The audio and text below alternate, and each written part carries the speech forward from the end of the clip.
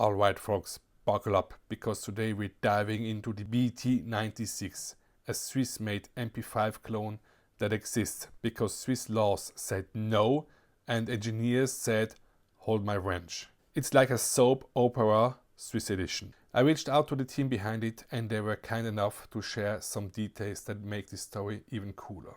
Back then, and this still applies today, the rule is simple. If a semi-automatic gun can be converted or converted back into full auto too easily, it's a no-go. The Swiss Typenprüfung, basically the official certification process, determined that you could take an MP5 trigger group, stick a little pin inside and boom, back to full auto. And here's the kicker. In the 90s, there wasn't a factory-made semi-auto MP5 available. Heckler & Koch, the original creators, were all in on supplying full auto MP5s to militaries and law enforcement. Civilian markets, not on their radar.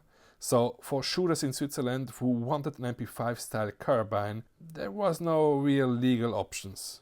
Now, when the door closes, what do the Swiss do? They find a window.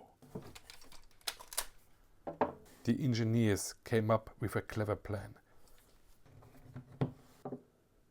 First, import semi-finished components from Turkey, specifically from MKE, a company licensed to produce MP5 clones. These parts weren't complete firearms yet, which made importing them much easier. Then they were assembled and fine-tuned in Switzerland to meet the strict semi-auto requirements. The result? A carbine that was legal, reliable and beautifully built. Something uniquely Swiss.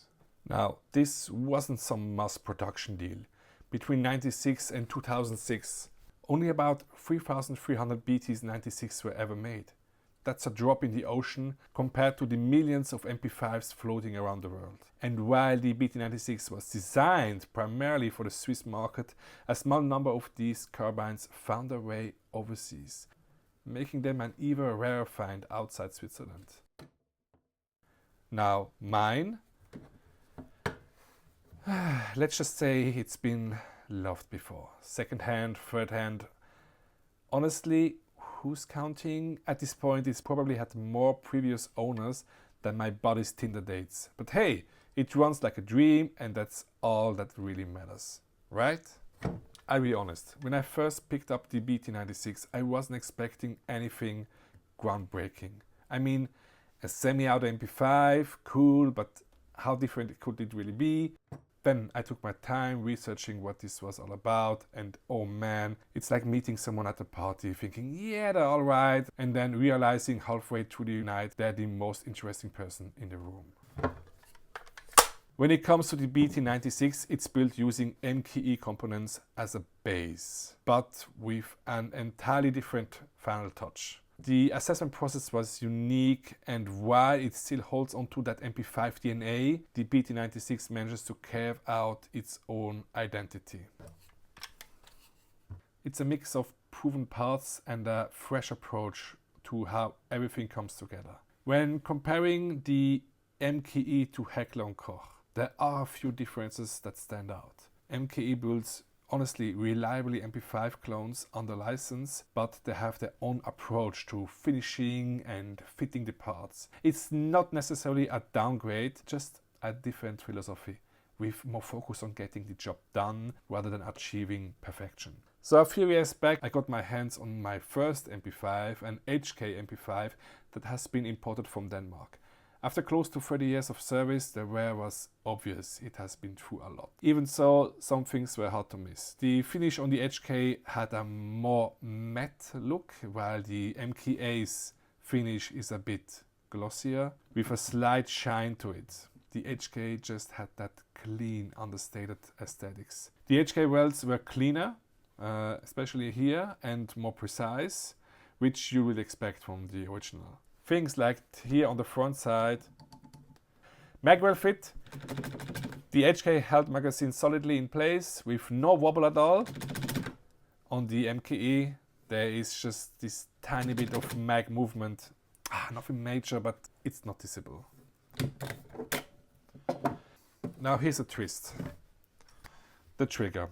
Surprisingly, the MKE trigger is smoother and lighter. The HK trigger on the other hand, it was so heavy and gritty to pull, which was a bit of a letdown for me.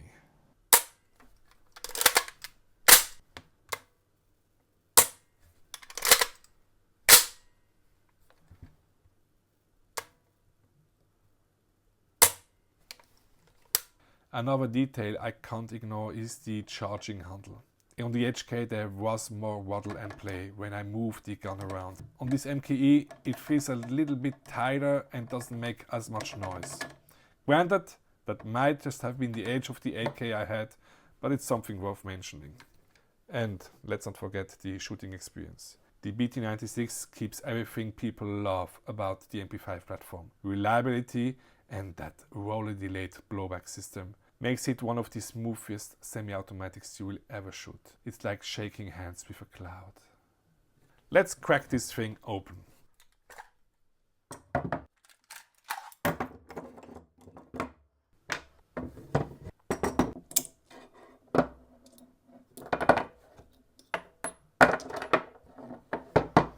Inside, the BT96 is nearly identical to the MP5. Same design, same principles, same attention to details.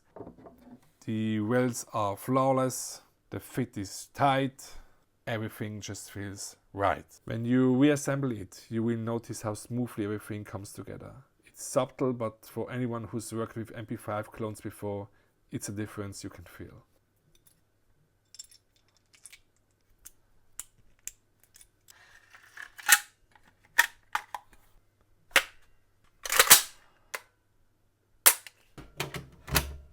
Why does the BT96 still matters? It's simple. It's a piece of firearm history. The carbine tells a story of finding a way to build something incredible within strict legal boundaries. It's a gun that shouldn't exist, but it does. I mean, these days, the market is flooded with MP5 clones from every corner of the world. PTR, Zenith, and even Heckler & Koch's own SP5. But the BT96 stands out because of its timing and its story. It wasn't just another clone, it was a solution to a very specific problem, built in a way that's hard to replicate today. To the engineers who looked at the laws and said, challenge accepted, well played. The BT96 wasn't just a solution, it became something far better. And before I wrap up, I want to say a huge thanks to you, Marco and Karl Brugger, who were kind enough to share their knowledge and insights with me. Without their help, this story wouldn't have been nearly as complete. So, to wrap this up, let's break it down. First, it's rare, with only about 3,300 ever made. And finding one today feels like stumbling across a unicorn at your local range. Second, it's clever. This carbine wasn't just built, it was engineered as a solution to some of the strictest firearm laws out there. A mix of creativity and a bit of let's make it work. And last, it's just fun. Because, let's be real, anything that looks, feels and shoots like an MP5 while still playing by the rules is a win in my book. Now, let's hit the range and have some good time. Until next time, guachos.